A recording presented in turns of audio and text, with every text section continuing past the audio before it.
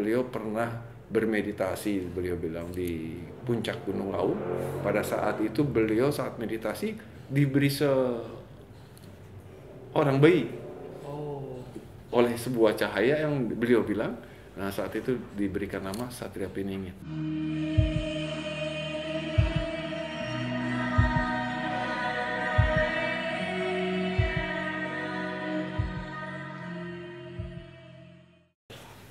Assalamualaikum warahmatullahi wabarakatuh.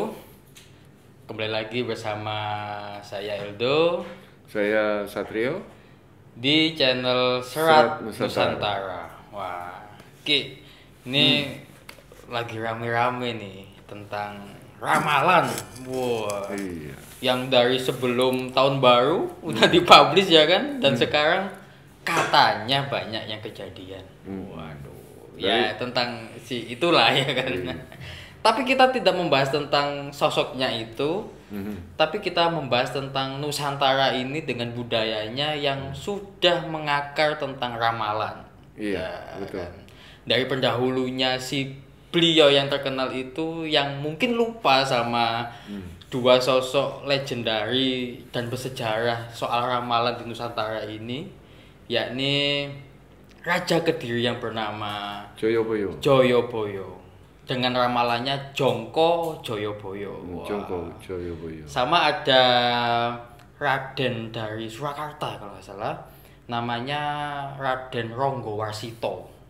Wah, itu Legendaris. legendarisnya Nusantara Iya. ini. Ki. Dan juga jadi momok buat masyarakat tanah Jawa dan Bener. mungkin menjadi Nusantara ya. Benar sekali. Karena banyak hal yang mereka sanepokan, Sanepo itu bahasa Indonesianya kiasan. dikias. Jadi kalau orang dulu tuh meramal nggak pada langsung sebuah nilai esensinya. Yang jelas gitu enggak Karena ya? mereka juga mengerti tentang batiniah, ada yang lebih menguasai segala informasi, yaitu Benar sekali. Tuhan Sang Pencipta atau Allah Subhanahu wa Ta'ala kan gitu. Benar. Memang kalau sekarang ini kan udah zaman berbeda. Ah, Zamannya orang-orang yang sok tahu, karena kan emang dengan mudah demi entertain biasanya. bisa, karena orang zaman dulu untuk bisa sampai pada waskita kan ada beberapa hal. Wah, banyak sekali itu laku. Ya artinya pertama laku, Ah, kedua juga harus punya darah yang memang Benar. yang orang Titisannya, terdahulunya juga benar. orang-orang waskita kan begitu. puasa itu Iya. waduh bertahun-tahun men. Kalau orang dulu kan punya suami berlayar, datang dia punya orang yang waskita, dia biasanya meminta pengetahuan informasi yang membuat dia mendapatkan informasi. Benar. Nah, disitulah kedudukan orang-orang waskita itu, dia pintar menyampaikannya gitu kan. Ki, aku punya suami ini lagi belajar. Zaman dulu kan nggak ada HP, video video call, call, nggak ada benar-benar. internet gitu. Makanya Paling pos ya, apa Iya. kartu pos ya. betul. Dan pada saat orang yang minta pengetahuan atau informasi kepada orang waskita, pastinya orang waskita tadi juga berpikir ketika dia menyampaikan ini berefek seperti apa, tidak yang seperti sekarang ini gitu loh. Artinya dengan merasa supaya kalau gua kasih tahu dan benar jadi orang hebat, padahal ketika pernyataan itu dikeluarkan juga semua adalah bagian dari informasi-informasi yang dia dapat, yang dia olah, yang sebuah kebetulan tuh kebetulannya bukan berarti kebetulan jatuh ya, kebetulan ada yang ditangkap ya, enggak, ini emang putaran dunia itu, karena dunia berisikan dua sisi gitu loh, sisi kebaikan, sisi keburukan. Ya kan, ada orang yang dihidupkan, ada orang yang dimatikan. Ya itulah hidup gitu. Kenapa itu menjadi bagian ramalan? Makanya kalau zamannya Joyoboyo itu bukan itu yang dilihat. Bukan itu yang dilihat. Tapi perubahan-perubahan zaman yang memang esensinya belum terjadi pada ribuan saat itu. tahun. Iya, jaraknya. Tapi kalau yang sekarang ini yang disebutnya orang-orang paranormal tadi kan berbicaranya pada stigma pengen diakui. Iya. Gitu. Aku lo bisa gini. Betul. Memang Joyoboyo itu yang terkenal, mereka itu memberikan gambaran kepada Indonesia dulu Nusantara, Nusantara. ya, bahwa Nusantara ini akan besar. Bener. Ya kan, pada saat keterpurukannya akan datang yang namanya Ratu Adil. Adil. dengan Satria Piningit. Satrio Piningit. Nah, itu kan gambaran ketika sebuah bangsa, Benar. ya kan? Ya, waktu itu Nusantara, sekarang menjadi Indonesia. Dan selalu itu menjadikan sebuah berita Dan yang semangat selalu juga. ditunggu, Benar, bahwa ketika dalam kesengsaraan ini pasti akan datang ini Sang Ratu Adil ini. Sang Ratu Adil tadi yang pada saatnya akan membuat bangsa ini menjadi besar. Dan Nah, itu kan mengubah efeknya keadaan positif itu. sebetulnya. Benar, positif. Walaupun ada juga yang berpikir ini itu daya hayal. Benar. Tapi kalau berbicara, kalau mungkin orang-orang yang mau mencoba telusur sejarahnya Joyoboyo, banyak yang dia keluarkan Ramalannya itu. Ramalan yang disebutnya ramalan ya, jangkauan jarak Jongko kan. jauh. Jongko. Artinya itu kan sebenarnya jangkauan. Jarak yang jauh, ya kan, yang dia pandang oleh Joyoboyo tadi. Benar. Dan itu terjadi. Iya kan? Contohnya yang saya ingat nih. Besok zamane ono kereta tanpa jalan. Kereta itu kendaraan. Kalau dulu kan pakai cikar namanya ya kan. Tanpa kuda, tanpa jalan kan udah terbukti tuh ada motor, mobil, iya. Ya kan? Makanya kalau orang Medan bilang kalau pakai mobil keretanya parkir di mana? Iya, dia masih pakai bahasa zaman lampau itu, karena kereta itu kalau sekarang mobil, benar. tanpa kuda kan? Benar. Ya artinya pandangan atau jangkauan Joyoboyo sendiri memang cukup jauh. Pada waktu itu nggak kepikiran sama sekali mau ada kata istilah mobil atau motor. Apalagi bukan sekedar mobil motor ya. Ada yang dibilang besi terbang. Oh iya, besi mobil akan terjadi. Dan ada masa. Apa coba besi mobil? Iya kan, pada zaman itu nggak terpikirkan. Nggak terpikirkan sama sekali. Nah itu yang mungkin menjadi sebuah fenomenal. Bener. Bukan yang bilang nih nanti Indonesia gunung akan meletus, ya emang ada pasti, gunung. Emang kita cincin api ya kan. Dan ada masanya, ya kan begitu kan. Dan beberapa kali memang waktu akan berulang seperti itu. Nah ini kan perbedaan jauh sekali. Mungkin pembelajaran buat pemirsa bahwa cara orang waskita itu memberikan sebuah pandangan atau jangkauan. Saya nggak mau nyebut ramalan ya, jangkau pandangan seseorang yang waskita itu adalah melampaui batas ukuran waktu. Tetapi ujarannya pun nggak langsung tertuduh. Nanti akan ada mobil enggak? Sanepan ya kan. Kiasan. Nah itulah artinya ketika kalian ketemu seorang peramal juga, ketika seorang yang waskita tadi kita sebut waskita bukan peramal, dia akan memberikan sebuah edukasi, saran yang bisa membuat kita satu lebih tenang. Kedua untuk mempersiapkan diri. Nah kalau yang ketiga bisa juga ketika kabarnya begitu menggembirakan, diberitakan kegembiraannya walaupun bentuknya tadi sanepo. Jadi kalau ada seorang yang langsung, kamu akan kaya, kamu bakal ketabrak, hati-hati, hindari orang-orang yang seperti itu. Tapi kalau aku di dalam hidupku ya, orang yang paling bisa ngeramal menurutku hanya ibu.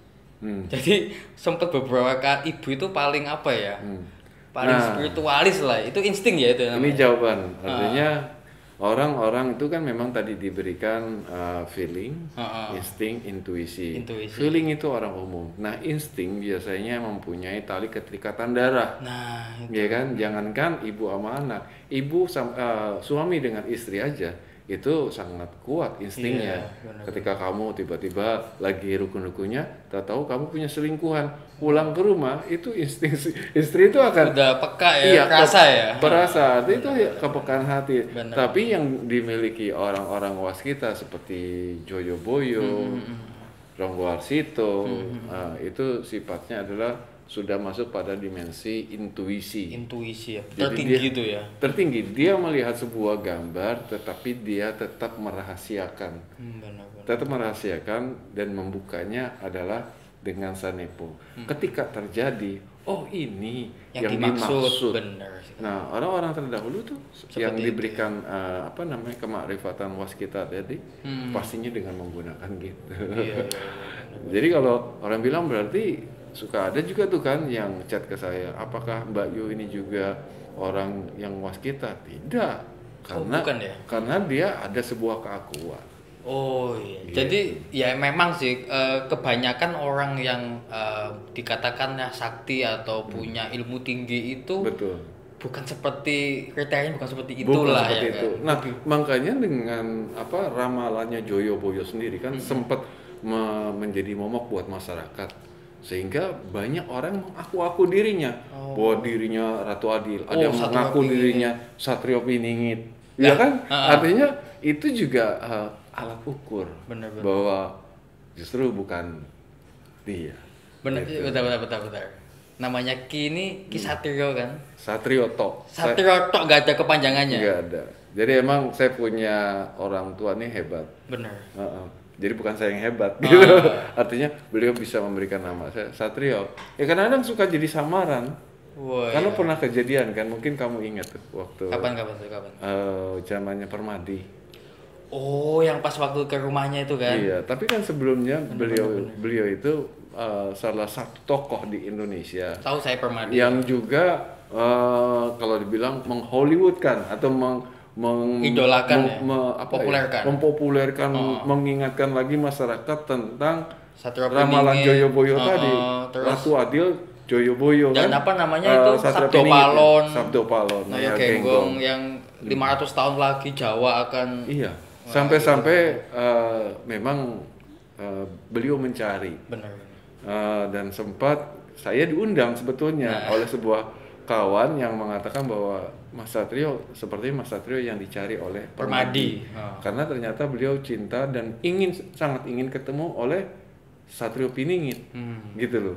Nah, jadi beliau pernah cerita waktu itu bahwa kenapa saya tuh ingin banget gitu ya bertemu dengan Satrio Piningit, dan terkadang kata beliau nih ya, nanti kapan-kapan kita collab langsung sama beliau ya. Benar, ke rumahnya tuh. Tapi sempat waktu itu saya mempertanyakan kenapa Romo, kalau orang manggilkan Romo, Romo Permadi, karena beliau pernah bermeditasi, beliau bilang di puncak Gunung Lawu.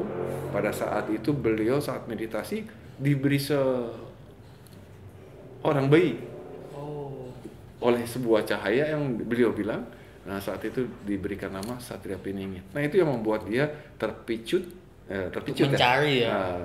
Kepincut untuk mencari, dan sehingga banyak orang juga mungkin tak pengen kenal dengan Permadi mengaku-aku bahwa dia Satrio Piningit, saya Satrio Piningit, kata orang-orang yang datang kepada Permadi. Nah, itu yang ketika waktu itu pernah disampaikan untuk bertemu dengan Permadi, pada akhirnya ternyata membicarakan itu. To the point-nya itu ya. To the point-nya itu. Dan makanya saya mendapatkan sebuah cerita. Saya bilang kenapa Romo sangat Mengidolakan. bukan mengidolakan, ingin sekali mencari-cari siapa sejatinya Satrio Piningit nanti. Beliau bilang bahwa Satrio Piningit akan memimpin Indonesia. Makanya juga banyak kan mengatakan bahwa Soekarno Satrio Piningit, sampai yang sekarang ini, Bapak Presiden Jokowi waktu mau mencalonkan dulu dibilang beliau Satrio Piningit. Nah, saya bilang waktu itu sama Romo kan, pandangan Romo bahwa Satrio Piningit adalah pemimpin, saya bilang bukan. Kenapa saya bilang? Karena dalam jangka Jayabaya sendiri, Ratu Adil itu yang hadir pada kesulitan sebuah kondisi kalau sekarang negara gitu kan, yang nanti akan muncul bersama dengan Satrio Piningitnya. Jadi kalau sosok pemimpinnya itu ya Ratu Adilnya, dan Satrio Piningit, saya bilang sama Romo kan, sampai kapanpun tidak akan terpublish. Apalagi kalau ada orang yang mengaku Satrio Piningit. Karena arti Piningit itu tersembunyi. Kalau udah kelihatan atau dikenal udah gagal berarti. Sampai beliau bilang, jangan-jangan Mas Satrio Piningit ini gitu kan. Karena saya bilang saya Satrioto, tapi kalau bicara Piningit siapapun, ketika dia diberikan tugas secara intelijen, orang intelijen nggak mungkin ngaku. Nah, Satrio Piningit ini adalah seorang sakti, sosok tokoh besar, ucap katanya menjadi sebuah ma'rifat, tetapi dia mampu menutupi dirinya dari sebuah halayak yang disebut Piningit. Piningit tadi ya, benar. Gitu Mas.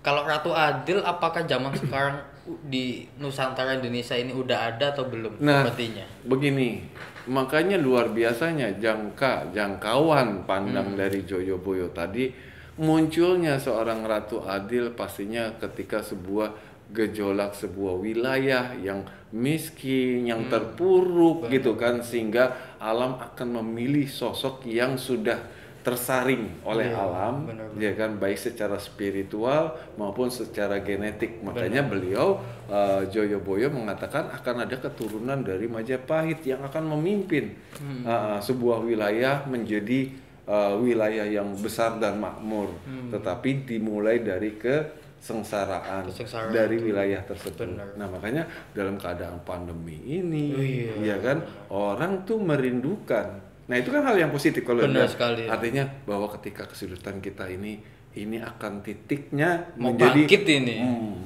mau gemah Riparo Jinawinya mau terwujud ini. Seperti itu kan, itu bagus. Jangan dibilang ini negara akan hancur gitu. Kena azab, ya itu terlepas dari itu ya kan. Dan kita punya spirit di Jawa, di spiritualis itu bahwa ini memang proses.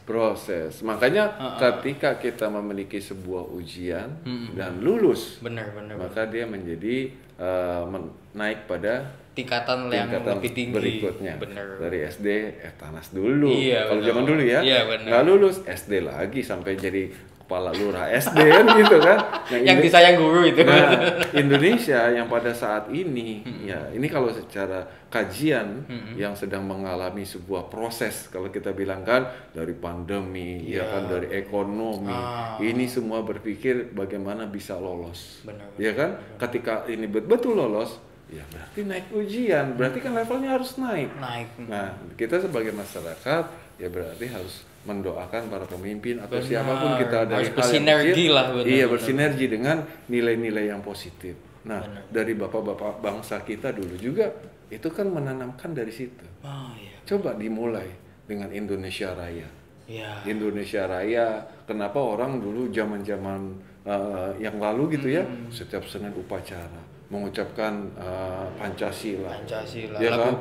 Lagu Indonesia Raya. Itu kenapa? Karena itu akan membuat memori rakyat kita untuk bangkit. Yang bisa bikin bangkit ini bukan orang pintar, tapi rakyat semua menyatu dan bisa membuat, ya kan, suasana alam diri kita bahwa Indonesia akan bangkit. Itu aja sih menurut saya. Oke. Jadi efek dari tilas balik tentang ramalan masa kini sama ramalan yang masa lalu itu memang sangat-sangat jauh kualitasnya. Iya, makanya Bung Karno kan memang pernah bilang bahwa jas merah, jangan pernah melupakan sejarah. Itu loh, artinya banyak sekali sejarah-sejarah masa lampau maupun sampai tingkat kepahlawanan. Kalau lampau tuh dari kerajaan sampai tingkat kepahlawanan itu masih berpegangan kepada sebuah filosofi yang sangat tinggi, bahwa kita akan besar. Yang membuat besar bangsa itu adalah diri kita sendiri. Gitu. Jadi ketika ketemu orang-orang yang meramal tetapi bukan pada tingkatan waskita, jangan sampai itu terekam pada diri kita bahwa ini akan terjadi, karena kalian akan membantu. Mungkin terprovokasi ya, jangan sampai ya gitu. Jangan sampai. Itu salah satunya gitu loh. Makanya kenapa dalam agama kita nggak ada berpikir yang negatif. Waduh, kita akan hancur, enggak. Coba lihat kalimat doa. Dalam agama apapun adalah kalimat yang baik. Makanya para pejuang, para tokoh-tokoh terdahulu, bapak-bapak bangsa kita melakukan sebuah kalimat tadi, baik dari lagu kebangsaan, dari simbol Pancasila. Tujuannya adalah membesarkan dan membangkitkan gemah Ripalo Jinawi untuk Indonesia. Jati diri bangsa ini ya. Iya. Dan ya kita semua berharap ya kan kita bisa bersinergi, kita mendoakan pemerintah sekarang lagi memang sulit-sulitnya ya kan. Di sana sini banyak ya kan, dan kita doakan semua dan kita satukan semangat agar bangsa kita lebih baik lagi. Dan kita tetap berharap boleh dengan sebuah kajian jangkauan dari Jayabaya bahwa akan muncul Ratu Adil. Berarti kita bangsa ini berharap ya kan, berharap itu doa loh. Maka mudah-mudahan Allah Tuhan semesta alam akan menurunkan sosok yang lebih baik lagi dari yang sudah dikerjakan oleh orang-orang baik presiden kita sekarang, ya kan? Gitu. Oke. Kita tutup. Kita tutup. Mudah-mudahan besok di episode Serat Nusantara berikutnya kita akan bahas tentang Nusantara, tentang sejarah maupun tentang spiritual secara yang menjadi budaya bangsa kita. Ya, oke, saya Satrio. Saya Ildo. Terima kasih. Assalamualaikum warahmatullahi wabarakatuh.